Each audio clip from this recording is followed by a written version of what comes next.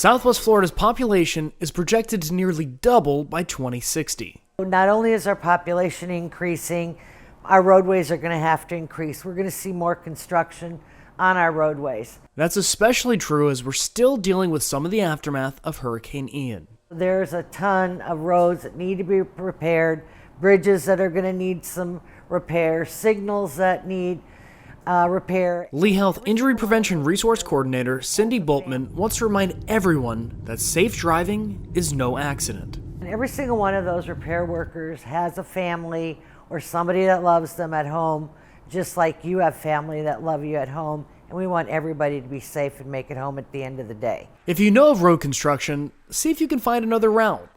If you do find yourself in a construction zone, you're watching to make sure they don't have trucks that are entering. Watch those signs because they'll pop out, right in front of you. Don't tailgate, use your blinker, and always stay off your phone. If you're sending a text or something, that takes 4.6 seconds for you to do that. Well, if you're traveling at 55 miles an hour, that's like traveling the entire length of the football field with your eyes blindfolded. Preventing trips to the trauma center through safe and patient driving. For Lee Health, I'm Devin Turk.